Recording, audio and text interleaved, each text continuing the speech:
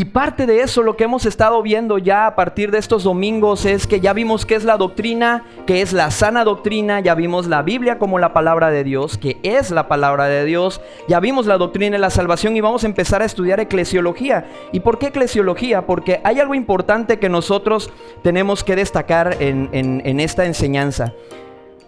¿Por qué? Porque cuando nosotros somos salvos, que fue lo que ya vimos, y ya nosotros aceptamos, reconocemos más bien a nuestro Señor Jesucristo como nuestro Señor, como nuestro Salvador de nuestras vidas, tú y yo formamos a ser parte de la familia de Dios, de la familia de fe. No es lo mismo ser parte de la familia de Dios a ser parte de la iglesia de Cristo. Son cosas muy parecidas, pero que no son lo mismo. Entonces, una persona que de alguna manera es salvo, que ya reconoció, que ya confesó con su boca, que ya de alguna manera se arrepintió de sus pecados, es salvo. Y cuando nosotros somos salvos, entonces dijimos, ¿somos parte de qué?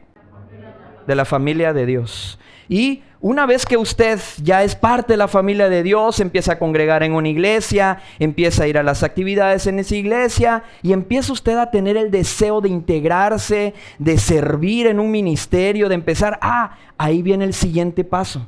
Viene ahora el paso de que nosotros tenemos que bautizarnos. Y el bautismo es parte de un mandato de parte de Dios y también es un acto de obediencia a Él. Es decir, cuando nosotros de alguna manera ya venimos a Cristo, somos sus hijos, nos bautizamos, ahora pasamos a ser parte de la iglesia de Cristo. ¿Sí? Somos parte de la iglesia de Cristo, somos parte de ese cuerpo que Él ha dejado en cada iglesia local y de esa manera nosotros podamos a través de ella servir, como acabamos de leer en Efesios capítulo 4, del 1 al 16. Esa es la parte y la función que tiene la iglesia como tal. Ser un espacio, un centro comunitario de alguna manera, donde nos reunimos, nos congregamos para edificarnos unos a otros. Por eso, si ustedes han visto, nuestro eslogan es edificándonos unos a otros y todos unidos en Cristo. Porque el punto de convergencia de una iglesia siempre debe de ser Cristo. Si Cristo no es el cimiento, si Cristo no es la roca, no es el fundamento sobre el cual una iglesia está asentada, sencillamente entonces no puede ser una iglesia de Cristo. Y para ello entonces nosotros estamos hablando, ¿qué sigue después de que yo soy salvo? Soy parte de la familia de Cristo, soy parte de la familia de Dios y ahora al momento de que yo me bautizo soy parte de la iglesia de Cristo. Pero aquí pudiéramos hacernos una pregunta, ¿y qué es la iglesia? Realmente ya tenemos un contexto a lo mejor en lo que pensamos, bueno, la iglesia, muchos creen que es el edificio, que vamos a la iglesia pensando que es el edificio. Otras personas creen o piensan que la iglesia, pues bueno, es ir los domingos, ahí llego, me siento, me la paso a gusto, platiqué con los hermanos un ratito, o a lo mejor nada más llegué, ya como llegué me fui, y eso es hacer iglesia. Y hasta ahí acabó todo. Ya de ahí nos volvemos a hacer iglesia otra vez hasta el próximo domingo. Entonces, ¿pero qué es la iglesia en sí? Si estoy diciendo que ahora yo tengo que tomar un paso de obediencia, o a lo mejor ya alguno de nosotros ya lo hicimos, y nos estamos congregando en un lugar, pero realmente en donde estamos, ¿es una iglesia de Cristo? ¿Realmente donde estamos verdaderamente es una iglesia como la Escritura lo marca? Y es lo que vamos a ir aprendiendo. Y en ese sentido, a este tipo de enseñanza que vamos a ver a continuación se le llama eclesiología, que es el estudio de la teología sistemática basado en lo que viene siendo la iglesia. La eclesiología es eso, así como vimos la soteriología, la doctrina o el estudio de la salvación. Entonces lo estamos viendo, se le llama teología sistemática porque lo vamos viendo de manera consecutiva, de una manera ordenada el conocimiento que estamos adquiriendo. Y por ese sentido que teología pues es el conocimiento de Dios, vamos conociendo cada vez más de Dios, vamos conociendo más a Dios, porque déjeme decirle, si usted conoce más de la iglesia, está conociendo más del carácter de Dios. Si usted conoce más cómo funciona la iglesia, entonces usted está conociendo cada vez más a Dios. La teología sistemática, lo que vamos a empezar a estudiar es eclesiología bíblica, y a través de ¿qué es lo que vamos a ver? Lo que nosotros vamos a ver y vamos a empezar a entender es en dónde está posicionada la iglesia. ¿Quién constituye la iglesia? ¿Quién la fundó? ¿Quién la creó? ¿Quién la instituyó? Y en ese aspecto y en este sentido hay 3 instituciones que Dios estableció en la tierra. Y la primera institución que Dios estableció es la familia. La familia es la primera institución, por eso es tan atacada por el diablo, porque sabe que familias destruidas va a haber una sociedad destruida y va a haber una iglesia destruida. Entonces, a través de eso nosotros tenemos que entender que la familia es la primera institución que Dios establece, creada desde el jardín del Edén antes de la caída del hombre. ¿En qué consiste? Consiste en la unión de un hombre y una mujer en matrimonio para procrear, el compañerismo y la formación de los hijos. El propósito de la familia es el fundamento de la sociedad, donde se enseñan principios morales, éticos, espirituales, que lo que buscan con todo esto es glorificar a Dios. Eso es lo que busca y el propósito final de la familia.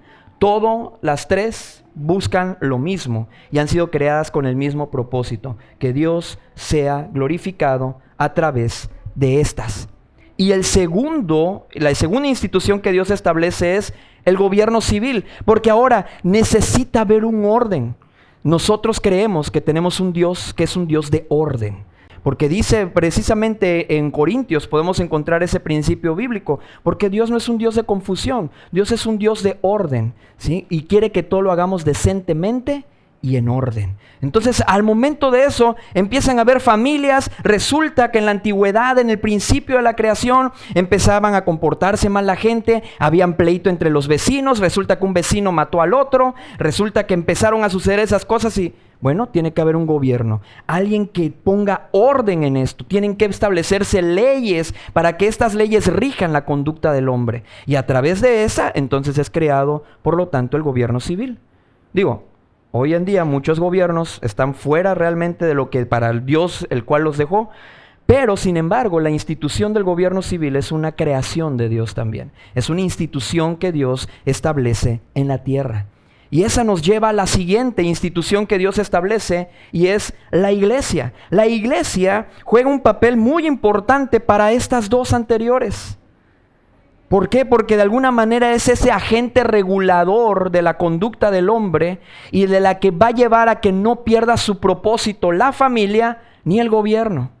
Entonces la iglesia de alguna manera es la tercera institución establecida por nuestro Señor Jesucristo para llevar a cabo la misión de Dios en la tierra. Consiste en la congregación de creyentes redimidos por la sangre de Cristo. Su propósito es adorar, es edificar a los creyentes a través de la enseñanza de la palabra y proclamar el evangelio de salvación al mundo. En síntesis podemos decir que ese es el propósito general de la iglesia.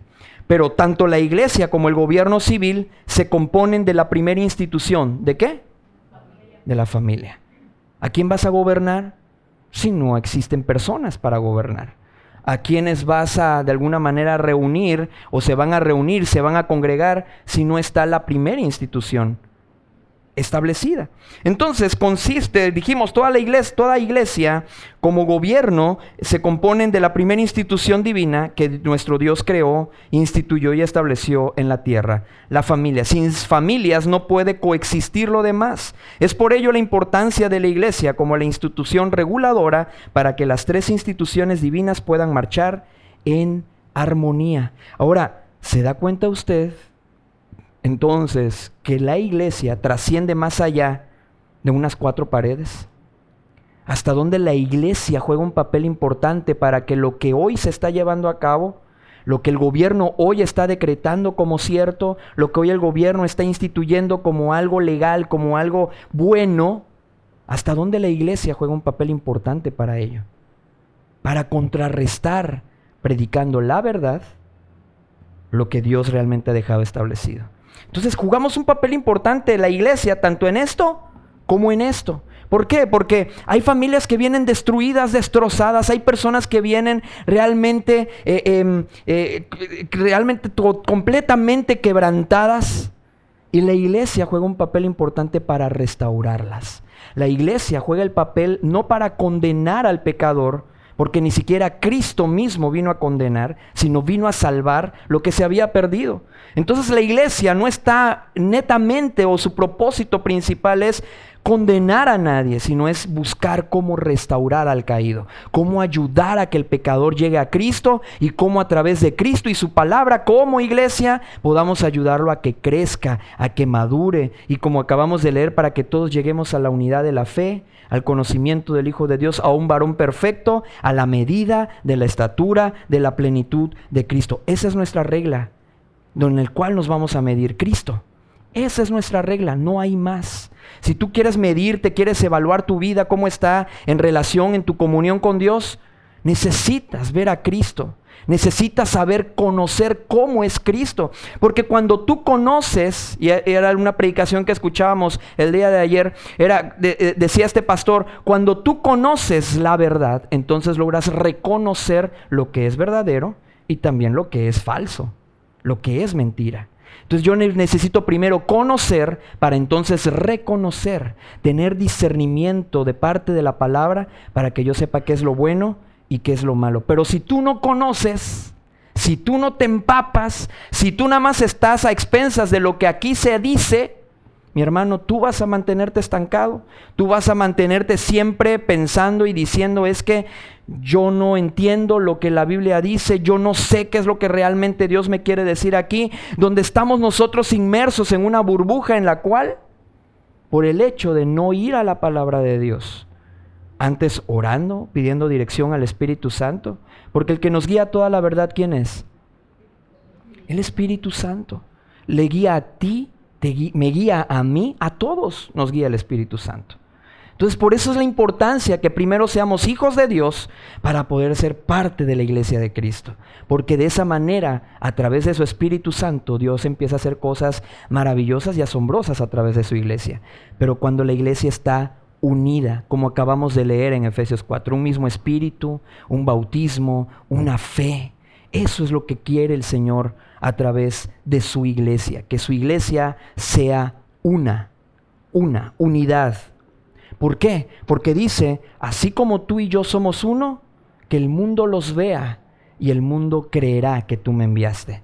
Entonces la importancia de que la unidad en la iglesia es muy importante, porque la gente allá afuera, con el hecho de ver que somos uno, ¿y qué pudiera significar que somos uno? Que tenemos un mismo pensamiento, que cuando allá afuera nos preguntan algo, todos decimos lo mismo, todos hablamos lo mismo, todos pensamos igual en cuanto a la palabra de Dios, porque todos vamos a la misma fuente de información. Entonces, en ese sentido, nosotros podemos ver y la gente empieza a notar que hay algo diferente en nosotros. La gente empieza a notar y a decir, ¿qué está pasando en la vida de fulano? Yo lo conozco. Llega a tal iglesia. La gente se empieza a motivar porque también tienen problemas, al igual que nosotros. Pero la diferencia es que ya nosotros sabemos cómo manejar esas situaciones, porque como iglesia estamos en un mismo espíritu, en un mismo parecer, en un mismo pensar, en un mismo sentir. Dijimos que las tres instituciones que Dios estableció son la familia, el gobierno civil y la iglesia. Y viendo en ese sentido las instituciones que Dios estableció, vamos a la siguiente y vamos a empezar a ver entonces qué es eclesiología. La eclesiología es la rama de la teología sistemática, que ya explicamos que teología es el conocimiento de Dios y sistemático porque va de una manera ordenada, que se dedica al estudio de la iglesia. Su nombre proviene de las palabras griegas eclesia, iglesia, asamblea, y logos, estudio, palabra. Es decir, vamos a estudiar la asamblea, vamos a estudiar la iglesia. Estudiar eclesiología nos va a ayudar a profundizar en varios aspectos fundamentales que definen la naturaleza, el propósito y la estructura que debe tener una iglesia, para que entonces pueda funcionar a como Cristo la dejó establecida. Y de esa manera, pues bueno, bienvenidos a esta clase nueva que vamos a empezar. Ya vimos la salvación y en esta ocasión vamos a ver un poco más acerca de lo que es la esencia de la eclesiología. La eclesiología es el estudio teológico de la iglesia, es decir, estudiaremos desde la perspectiva de Dios, que es el fundador de la eclesia, de manera sistemática su naturaleza, propósito, estructura, gobierno y organización. La eclesiología estudia la doctrina, es decir, la enseñanza bíblica de la iglesia. Pero si tú eres un hijo de Dios o has pensado asistir a una iglesia, vamos a estudiar los aspectos que tienes que evaluar a la luz de la palabra de Dios si donde te congregas o piensas reunirte es una iglesia de Cristo. Es muy importante eso. ¿Por qué? Porque muchas veces cuando nosotros, por X motivo, razón o circunstancia, salimos de una congregación, si somos hijos de Dios, si somos verdaderos creyentes, sabemos la importancia de no dejarnos de congregar, como algunos tienen por costumbre, como dice Hebreos. Y en esa búsqueda estamos buscando en dónde establecernos. Porque el propósito de Dios es que el creyente se establezca en una iglesia, no que ande de un nómada, que ande de aquí por acá, por allá, ande nada más de iglesia en iglesia buscando a ver dónde le gusta, porque a veces lo que estamos buscando es un gusto, donde me siento bien, donde me siento cómodo, donde ya todo está hecho, donde yo nada más llego, me siento y listo, y recibo y me voy, y ya. ¿Por qué? Porque hoy en día estamos en una sociedad que el sistema global nos ha hecho consumistas. Entonces, ¿qué es lo que llega el creyente hoy en día? Llega nada más a consumir. ¿Qué me van a dar? ¿Qué me ofrecen? ¿Para mi familia? ¿Para mis hijos? ¿Para mí? ¿Qué me ofreces? ¿No? Y entran las iglesias en una competitividad, en a ver quién le ofrece más a la gente, donde se sientan más a gusto, donde no se sientan confrontados con la palabra, porque eso no le puede gustar a alguien, y se nos va a ir, y se nos va el diezmo, y se nos va la ofrenda, y ellos están más preocupados en sus intereses que en que realmente se predique la palabra de Dios. Y entonces los verdaderos hijos de Dios, los que tenemos el Espíritu Santo y somos guiados a toda la verdad, el Señor nos saca de ahí. Y nos dice, bueno, te voy a sacar de aquí porque esta no es una iglesia mía, tú eres un hijo mío, quiero como mi oveja que tú estés bajo una iglesia, una cobertura que tú tengas donde realmente te van a cuidar, donde realmente te van a alimentar con la palabra de Dios y donde ahí se está predicando, enseñando y defendiendo mi verdad. Entonces Dios saca a ese hijo de esa congregación, de esa secta o de esa iglesia, la saca y empezamos a deambular. Y en ese peregrinaje que tenemos estamos, ¿y dónde vamos a asistir? ¿Y a dónde nos vamos a congregar? ¿Y cómo le vamos a hacer? Estoy buscando algo que quede más cerca de mi casa, por comodidad. Y empezamos a buscar y empezamos a hacer, y ya visitamos una, y es que aquí no me gustó por esto, y aquí vamos a la otra, y aquí no me gustó por esto otro. Y nos vamos moviendo y nos vamos moviendo y nos vamos moviendo. Pero la finalidad de Cristo es que nos establezcamos en una de sus iglesias. Ese es el propósito. Pero, ¿qué iglesia? ¿A dónde nos vamos a establecer? Entonces tiene que ser una iglesia conforme a la palabra de Dios. ¿Y cómo es una iglesia conforme a la palabra de Dios? Entonces vamos a la siguiente. ¿Qué vamos a estudiar en esto parte? Y muchas cosas más que vamos a estudiar sobre ello. La naturaleza y el origen de la iglesia. Es lo que vamos a empezar a estudiar, es decir, cómo se crea, cómo se funda, cómo se establece, de dónde viene, hacia dónde va, cómo tiene que funcionar, la misión y el propósito de la iglesia. ¿Cuál es la misión principal de la iglesia y el propósito por el cual Dios la dejó establecida en la tierra? Vamos a estudiar acerca de la membresía, la importancia de hacernos miembros de una iglesia local para que sobre esta nosotros podamos entonces poner nuestros dones, talentos, adquirimos derechos, pero también responsabilidades, y de esa manera se logra a través de la membresía. ¿Cómo puedo hacerme miembro? ¿Qué maneras hay de hacerse miembros de una congregación? Vamos a estudiar los dones, los talentos, los ministerios que Dios dejó establecidos para su iglesia y entender entonces nosotros, bueno, yo no sé ni para qué sirvo en la iglesia.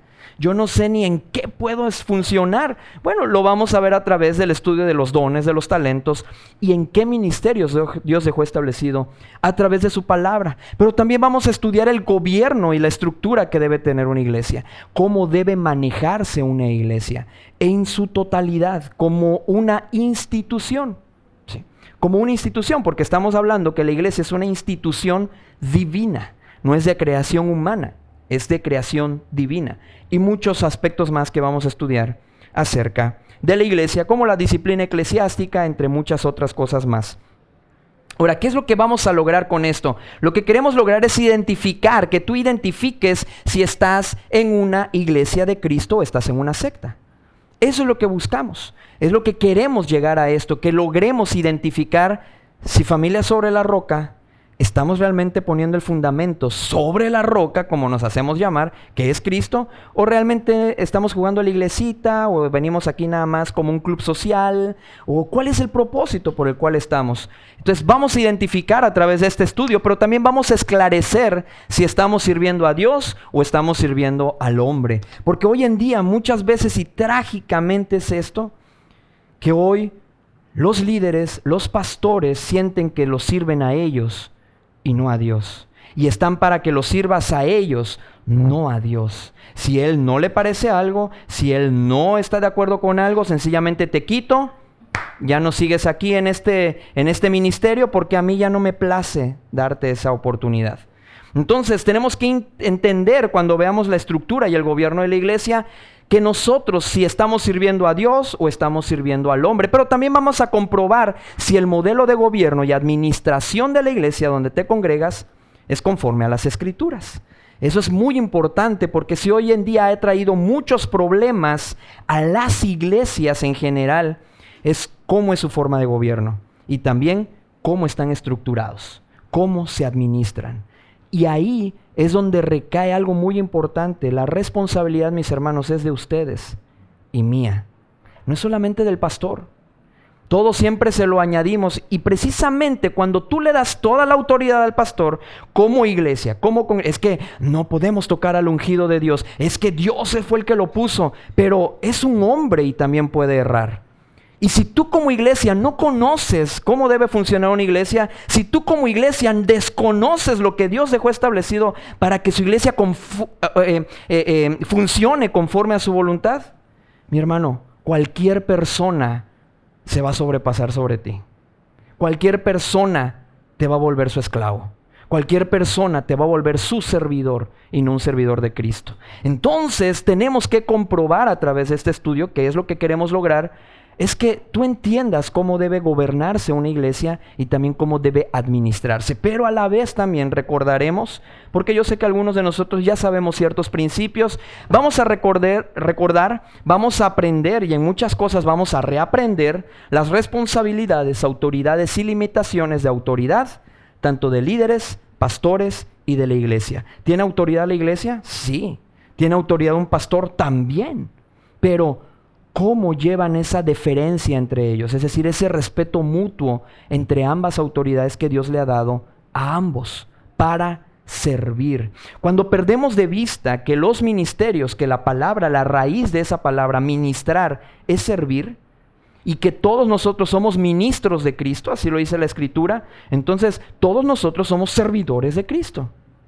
El que piensa que llegar a un puesto de autoridad, como se le conoce un puesto, aquí no es puesto, aquí es ministerio. Cuando alguien que piensa que va a llegar a un puesto de autoridad, un ministerio para mandar, está equivocado. Está para servir. Nosotros no mandamos, nosotros servimos. Es algo muy distinto y es algo muy diferente. Y eso es lo que vamos a recordar y es lo que vamos a aprender. Entonces ahora vamos a empezar a estudiar sobre el origen, el principio de todo, de dónde emana la iglesia. Vamos a la siguiente. Esta es la raíz griega de la palabra iglesia, eclesía, que viene de la palabra ek, el prefijo ek, y kaleo.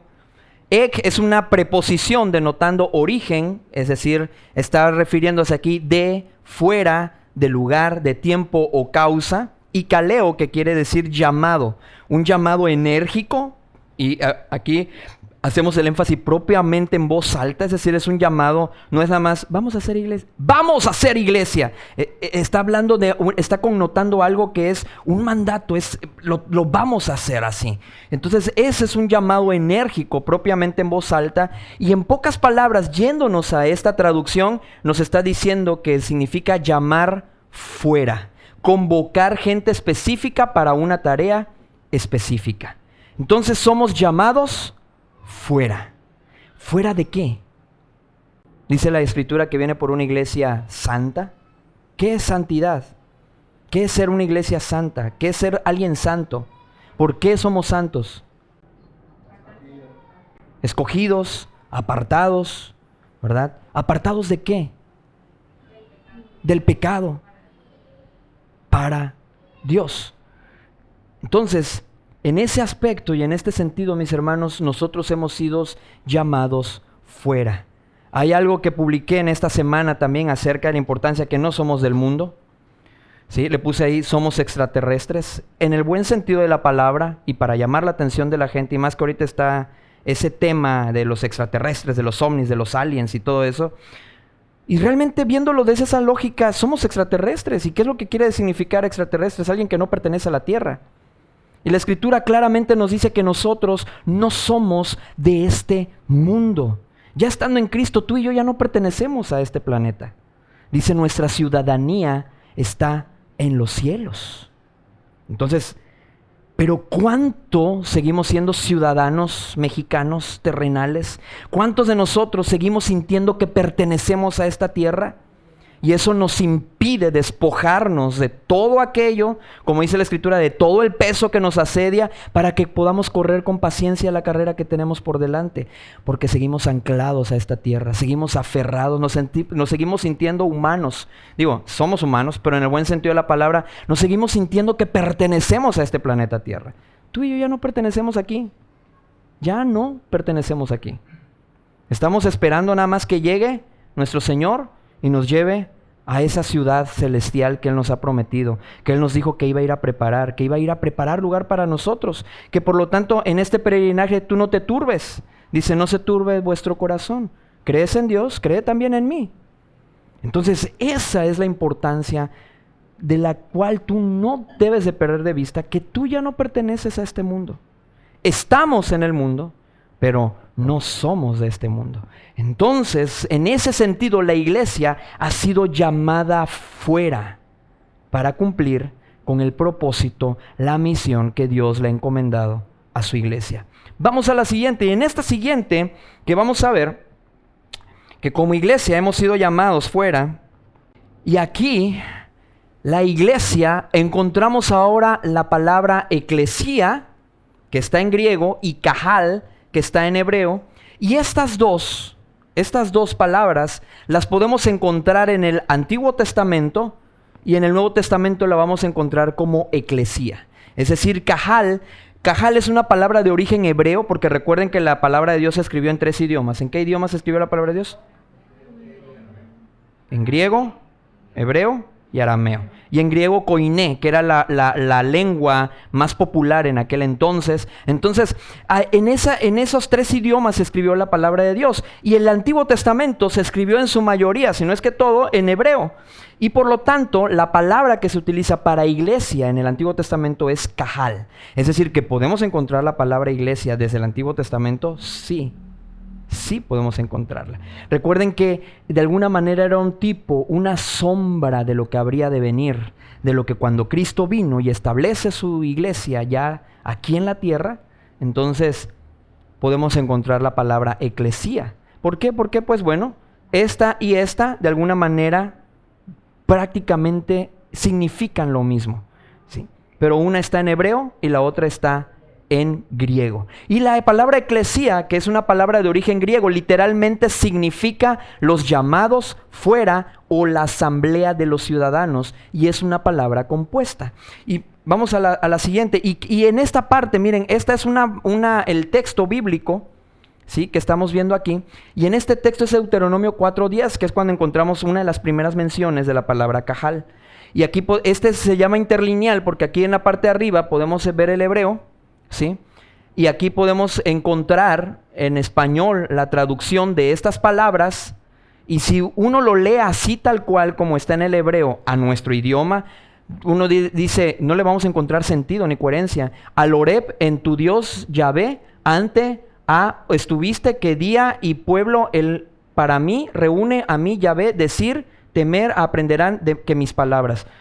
Yo no le entendería absolutamente nada a eso. Digo, tendríamos que saber hebreo para encontrarle el sentido. Como cuando lo más práctico es como que aprender el inglés, ¿no? Hay ciertas cosas que van antes el y van después el deber y esto y lo otro. Lo mismo sucede en el idioma hebreo. Y en este sentido, aquí está la palabra kahal en el hebreo. Esta es la que significa en este caso y en este contexto reunir, ¿sí? Entonces, si nosotros lo leemos ya traducido, ¿qué nos dice Deuteronomio 4:10? Ya traducido al español, a nuestro idioma, al castellano más bien. Deuteronomio 4:10 dice: el día que estuviste delante de Jehová tu Dios en Horeb, cuando Jehová me dijo, reúneme, ahí está la palabra cajal, reúneme el pueblo para que yo les haga oír mis palabras, las cuales aprenderán para temerme todos los días que vivieren sobre la tierra, y las enseñarán a sus hijos. Prácticamente aquí está definiendo y está mostrando el propósito de lo que es la iglesia. ¿Para qué nos reunimos? Para que escuchemos la palabra de Dios, las cuales dice, van a aprender para temerme todos los días que vivieren sobre la tierra, y las enseñarán a sus hijos. Pero la palabra clave aquí es reúneme. Ahí podemos encontrar de alguna manera el equivalente, la palabra equivalente en el hebreo al griego de lo que es iglesia. ¿Sí? Entonces vamos a la siguiente, y en la siguiente nosotros podemos encontrar un poquito más acerca de la definición de cajal. Cajal, su raíz primaria, que lo que define es convocar, acercar, congregar o congregarse, convocar, hacer fiesta, juntar, juntarse, llamar, reunir, reunirse. Son todas las derivaciones que podemos encontrar del significado iglesia, en el caso del hebreo, en cajal. Es decir, que podemos decir que, bueno, cuando dicen, y se acercaron para escuchar, ahí estamos hablando de iglesia. Se congregaron, pues con mucho más razón. Hicieron una fiesta, se reunieron para hacer fiesta, como el pueblo de Israel, que era muy fiestero también. Se juntaron, dice juntasen, se juntaron, se llamaron, se reunieron. Hermanos, nos vamos a reunir tal día, a tal hora, en tal lugar, vamos a hacer iglesia, ¿sí? Entonces eso es de alguna manera esa convocación a reunirnos, a congregarnos, y esto es viéndolo desde el hebreo. Y aquí les puse, aquí es la fuente. Ustedes pueden meterse a Logos, K-Logos, eso les puede ayudar muchísimo para el estudio de la palabra de Dios, para profundizar, para meditar en ella. Ciertas palabras que ustedes no dirían, ¿qué realmente me quiere decir aquí? Váyanse a Logos, K-Logos y van a encontrar esto, que es lo que yo les estoy mostrando. Porque ese es el interlineal griego en línea. Muchas veces lo vendían así como los libros de medicina grandísimos, cuando querían estudiar los pastores o algo, y eran carísimos. Ahorita está al alcance de cualquiera de nosotros, y es gratuito. Entonces, podemos entrar a esta página, y yo cuando de repente hay palabras o quiero, veo una palabra clave, yo digo, a ver, ¿qué realmente quiere decir esta palabra? Y me voy a Logos, K-Logos y me pongo a estudiar. Mira, y te da un panorama amplio de un solo versículo, de una sola palabra. Miren lo que estamos aprendiendo nada más de una sola palabra, que es iglesia, que es lo que tanto está en nuestro vocabulario. Y aquí vamos entendiendo realmente de dónde viene. Vamos a la siguiente. Entonces, hay una semilla que nos tenemos que llevar, que es: no podemos entender la iglesia neotestamentaria sin enlazar al pueblo de Israel como ese tipo, cuadro, sombra de lo que había de venir con Cristo, como la cabeza, el novio, el esposo de la iglesia. Si nosotros no estudiamos al pueblo de Israel cómo funcionaba, no entendemos cómo Dios lo estructuró, cómo Dios lo organizó, va a ser muy difícil que entendamos cómo funciona la iglesia también. ¿Por qué? Porque era una sombra, era un tipo, era un cuadro de lo que iba a ser la iglesia cuando Cristo viniera y la estableciera ya aquí sobre la tierra. Porque lo que hacían ellos cantaban, ¿qué hacemos nosotros? Cantamos. Lo que hacían ellos, ¿qué más? Se reunían para escuchar la palabra de Dios. ¿Qué hacemos nosotros? Nos reunimos para escuchar la palabra de Dios. Es decir, muchas cosas de las que ellos hacían desde antes de Cristo se vinieron a cumplir con Cristo y se vinieron ya a establecer como un modelo de cómo debe de ser la iglesia. Vamos a la siguiente, y en la siguiente que podemos ver entonces, cajal en hebreo se refiere a una asamblea o congregación, y lo vemos cuando el pueblo de Israel es convocado con un propósito específico, a menudo, para asuntos religiosos o comunitarios. Tomaban decisiones en cuanto a y qué vamos a hacer con las esposas, y qué vamos a hacer con los hijos, y qué vamos a hacer para establecer sus leyes ceremoniales y todo eso. Para eso eran congregados, y la palabra subraya la idea de un grupo que ha sido llamado a reunirse. Es decir, sal de tu casa, ven para acá, llamados fuera. Y de igual manera podemos ver eclesía en griego, ¿sí? Su significado original era una asamblea, adelante, Eclesía en griego, que ahora lo podemos ver en la palabra y desde la palabra y la raíz en griego, su significado original era una asamblea de ciudadanos llamados fuera de sus hogares para deliberar sobre asuntos públicos. Entonces, en ese aspecto, si nosotros vamos a la palabra eclesía, no es una palabra inventada por Cristo. Era una palabra que ya se usaba en aquel entonces. Cuando decían, a ver, vamos a determinar cómo le vamos a hacer, porque aquí necesitamos un drenaje nuevo y aquí necesitamos, a ver, convoquen a la gente para tratar estos asuntos públicos, ¿no? Entonces, esa convocación es hacer iglesia. Y era la palabra que se utilizaba. Vamos a hacer eclesía para determinar este asunto. Eso era hacer iglesia. Entonces, por eso nosotros cuando vayamos viendo más adelante, el gobierno congregacional es un gobierno de alguna manera bíblico. ¿Por qué? Porque tenemos que tomar también acuerdos en los asuntos que competen a la iglesia. Por eso creemos también, viéndolo desde esta perspectiva y para qué eran convocadas las personas, de esa manera es como lo podemos ver. Entonces, Cajal y eclesía, hebreo y el griego. En ambos casos, la idea central es la de un grupo de personas que han sido convocadas o llamados fuera para formar una asamblea con un propósito definido, viendo la palabra iglesia como una forma general de entenderla. Esta misma palabra fue la que el Señor Jesucristo usó para llamarnos iglesia hoy en día, hoy hasta nuestros días. ¿Sí? Entonces, cuando los traductores del Antiguo Testamento al griego utilizaron lo que le conocen como la Septuaginta, eligieron la palabra eclesía para traducir cajal y no solo buscaban un equivalente lingüístico, sino también un concepto que capturara la idea de un pueblo de Dios congregado. Por eso es el equivalente en el hebreo al griego de la palabra eclesía. Cajal, entonces, ¿qué es una palabra qué? ¿Ah? Hebrea y eclesía griega. Muy bien. Y de alguna manera ambas dicen lo mismo. Es un equivalente, ¿no?, de la palabra. Entonces es como un sinónimo, como le conocemos nosotros, ¿no? Puedo decir correr, apresurarse, como palabras sinónimas, ¿no?, de alguna manera, cajal y eclesía. Vamos a la siguiente. Entonces, en este caso, viendo un poquito más acerca de la esencia de lo que es la iglesia de Cristo, una de las más grandes confusiones doctrinales de nuestro tiempo es la creencia de un cuerpo místico, universal e invisible al que todos los creyentes, después de ser salvos y bautizados, se unen. La Biblia no respalda tal doctrina. La Biblia no podemos encontrar nosotros que existe un cuerpo invisible, universal, como tal. Realmente, cuando nosotros encontramos la palabra iglesia, habla un grupo determinado en un lugar específico con una ubicación geográfica. Nunca vemos que habla de manera general. Y cuando la Escritura habla de manera general, lo habla como institución, porque recuerden que la iglesia es una institución divina. Esta institución divina es como cuando decimos nosotros, vamos a la Secretaría de Gobernación. Hay una que es un cuerpo, un ente completo, total, la Secretaría de Gobernación, pero que esta Secretaría de Gobernación en cada estado, en cada municipio, hay una Secretaría de Gobernación que depende de la Secretaría de Gobernación como institución.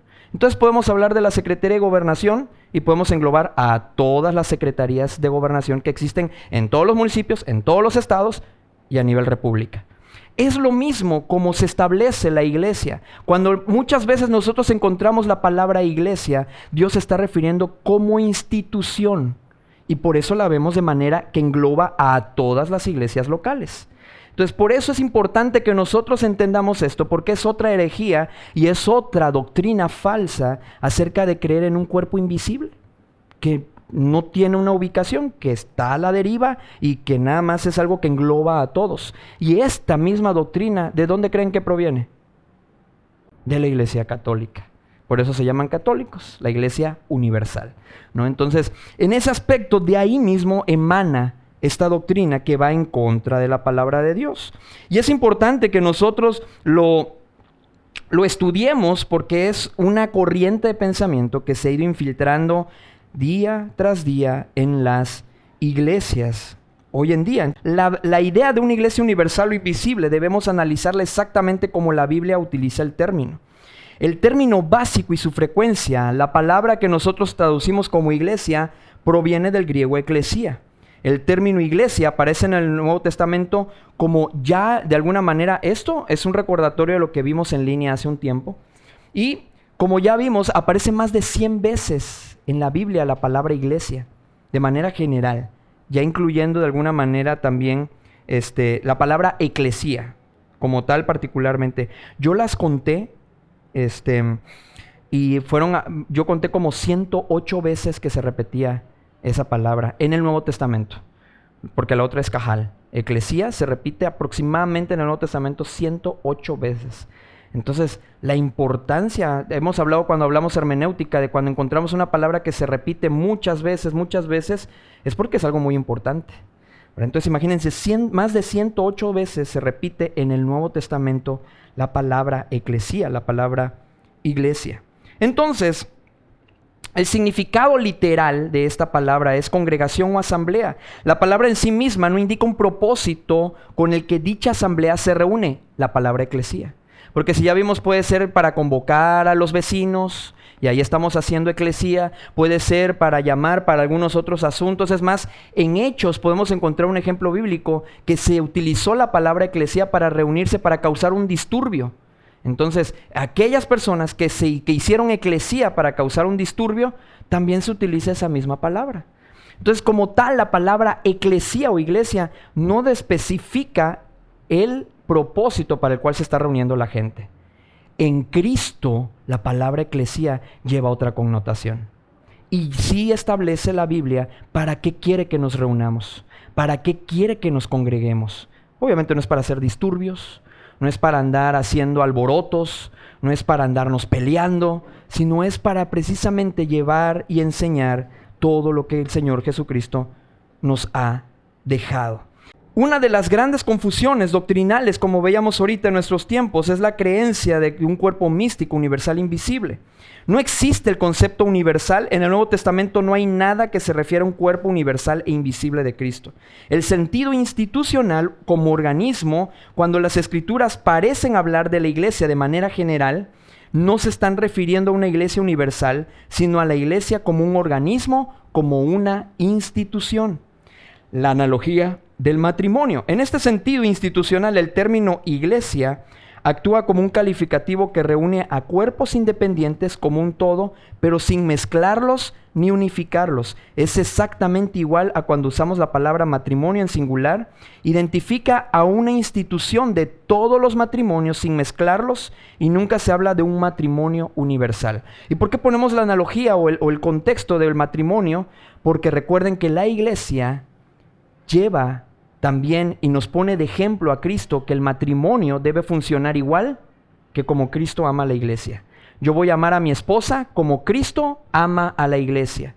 Yo voy a santificar a mi esposa, a purificarla en la palabra, como dice Efesios 5, como Cristo lo hace con su iglesia. Entonces, esa analogía, ese ejemplo, esa similitud que podemos encontrar en el matrimonio, cuando escuchamos la palabra matrimonio, en la palabra de Dios, se está refiriendo no se está refiriendo a, es un matrimonio universal, es un matrimonio invisible que existe. No, se está refiriendo específicamente a la institución que Dios estableció.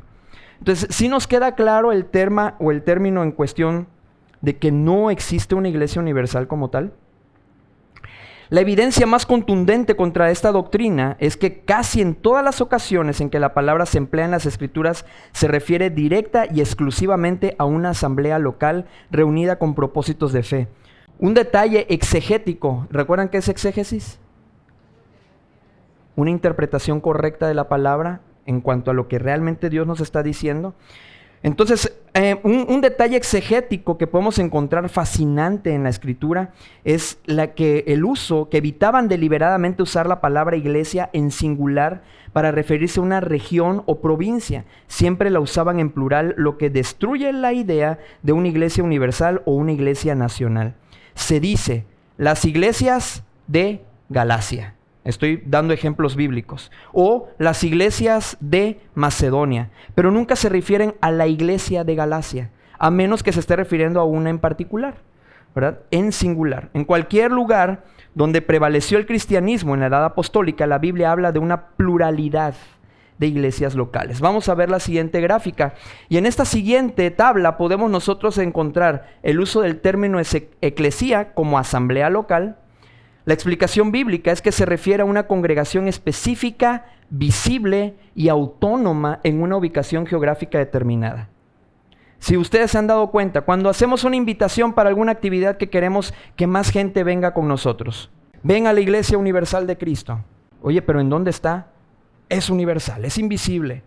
No, que necesitamos nosotros es visible porque nos vemos. Recordando que iglesia son las personas, lo hacen las personas, es una congregación específica porque nosotros, a diferencia a lo mejor de otra que esté por aquí cerca o lejos, nosotros nos llamamos familia sobre la roca. Tenemos una identidad, algo que nos distingue de todas las demás. Nos estamos refiriendo a una congregación específica, visible porque nos vemos, autónoma porque no dependemos de ninguna otra más y además una ubicación geográfica determinada. Nosotros nos ubicamos en Loma Grande 21, ¿qué? ¿Se acuerdan ustedes del número? Cuando ustedes van a invitar a alguien, ¿cómo le dicen? Sí, estamos en Loma Grande, enfrente del canal 28. ¿Para qué batallar, verdad? Entonces, bueno, pero sin embargo, damos un punto de referencia geográfico específico para que las personas puedan llegar con nosotros. La iglesia en Jerusalén, Hechos 8:1. La iglesia que está en Corinto, 1 Corintios 1:2. La iglesia de los tesalonicenses, 1 Tesalonicenses 1:1. La iglesia que está en su casa, podemos encontrarlo en Romanos 16:5, en Colosenses 4:15, en Filemón capítulo 2, porque habían iglesias que estaban en una casa. Estaban reunidas en una casa. Ahora, como pluralidad de cuerpos locales, hay referencias múltiples congregacionales o congregaciones independientes dentro de una misma región. Las iglesias de Galacia, las iglesias de Macedonia, las iglesias de Asia.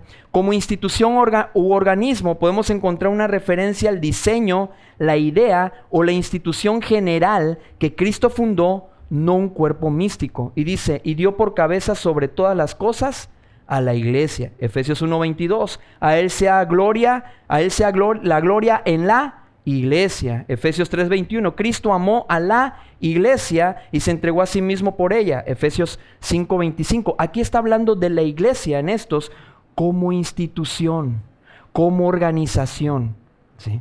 Entonces, sí es importante que nosotros no perdamos de vista esto, porque sí está como que últimamente hay ciertas doctrinas, ciertas herejías están causando mucho furor, porque las enseñan prolíficos predicadores, personas famosas de renombre, y eso es lo que lleva, no, pues si lo dijo fulanito es cierto. No nos lleva realmente a estudiar a profundidad estas enseñanzas. Entonces sí es importante que nosotros en casa las estudiemos. ¿Por qué? Porque el mismo espíritu que yo tengo es el mismo espíritu que tú tienes, y es el mismo espíritu que estuvo con Moisés, y es el mismo espíritu que estuvo con el apóstol Pablo. Es el mismo Espíritu Santo. Entonces sí es importante que nosotros vayamos entendiendo cómo funciona una iglesia, para saber si a donde me voy a hacer parte, si a donde yo voy a estar asistiendo, donde yo me voy a estar congregando, realmente es una iglesia de Cristo y no una secta, no un lugar donde nada más van a buscar utilizarme o usarme para los fines nada más de los líderes. No, siempre es importante que nosotros por eso entendamos cómo funciona la iglesia. Entonces, viendo aquí el origen de la iglesia, vamos a la siguiente para ir concluyendo. Primera de Pedro capítulo 2 versículo 9 nos empieza hablando y nos dice: mas vosotros, es decir, mas ustedes son linaje escogido, real sacerdocio, nación santa, pueblo adquirido por Dios, para que anuncies las virtudes de aquel que te llamó de las tinieblas a su luz admirables. Ustedes que en otro tiempo no eras pueblo, pero ahora eres pueblo de Dios. En otro tiempo no habías alcanzado misericordia, pero ahora has alcanzado misericordia. Somos parte del pueblo de Dios. Eso es, que no nos quepa la menor duda. No sustituimos al pueblo escogido de Dios, Israel. En este caso es que nosotros somos injertados, dice la palabra de Dios, en el olivo. El olivo es Cristo. Fuimos injertados en Cristo. Fuimos adoptados. ¿Sí? Nosotros somos hijos adoptados. Entonces, en ese aspecto, nosotros somos parte también del pueblo de Dios, entendiendo pueblo como esa congregación de creyentes que hemos confesado ya con nuestra boca, porque ya escuchamos. Hablamos en cuanto a la salvación, primero es escuchar. Después de que escuchamos la palabra de Dios, porque dice que la fe viene por el oír, y el oír la palabra de Dios, entonces primero lo escuchamos para que eso nos lleve a reconocer que nuestra condición pecaminosa, reconocer que nosotros realmente no caminamos conforme a la voluntad de Dios. Y cuando yo reconozco, no pasa nada más si nada más me quedo hasta ahí. Es como la persona que dice, sí, yo reconozco que estoy mal, ya sé, me voy a ir al infierno, shalala, shalala, shalala, bla, listo, punto. ¿Eso lo va a salvar? No lo va a salvar solamente reconocer. Tiene ahora que confesar. Y la confesión lleva entonces a que una persona que ya reconoce que es un pecador, entonces dice, ok, Señor, confieso que realmente soy un pecador, que te he fallado, que yo verdaderamente estoy separado de ti. Ahora confieso también con mi boca que tú eres Cristo, que tú eres el Señor, que tú eres el Salvador de mi vida. Y en ese momento en el que empieza a haber el reconocimiento, ahora lo que necesitas es tener fe. Porque la fe es lo que te lleva a abrazar y a creer que Cristo es el Señor, que Cristo es el Salvador, y lo que vino a hacer en la cruz del Calvario lo vino a hacer por ti. Entonces, llego yo, abrazo esa fe, abrazo esa verdad, y lo que me lleva ahora es al arrepentimiento, que era lo que veíamos la vez pasada. Me lleva a una metanoia, un cambio de mente. Ahora tengo que cambiar mi mente, tengo que cambiar mi estilo de vida. No lo estoy haciendo por el hecho de que voy a agradar, para que digan que ahora, sí, no, pues ahora sí es cristiano. No, lo estoy haciendo porque estoy buscando agradar a Dios, porque Él es mi Señor, Él es mi Salvador, yo le pertenezco. Y entonces cuando seguimos esos pasos, como lo vimos en la salvación, es cuando se da el arrepentimiento. Y el arrepentimiento es, le voy a dar una vuelta a mi vida de 360 grados, voy a dejar toda mi iniquidad, toda mi maldad, y ahora sí, voy a caminar en esta nueva vida en Cristo. Porque Cristo no viene a enmendar nuestra vida, Cristo viene a darnos una vida nueva. Él viene a darnos una nueva vida.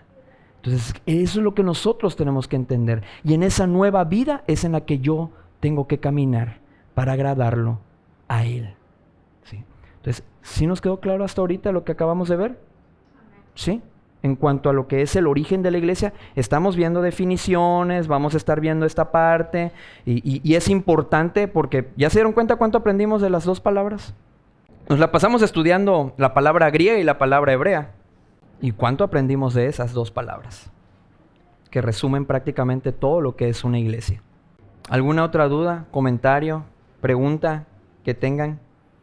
¿Nada? ¿Sí quedó bien claro? Qué bueno.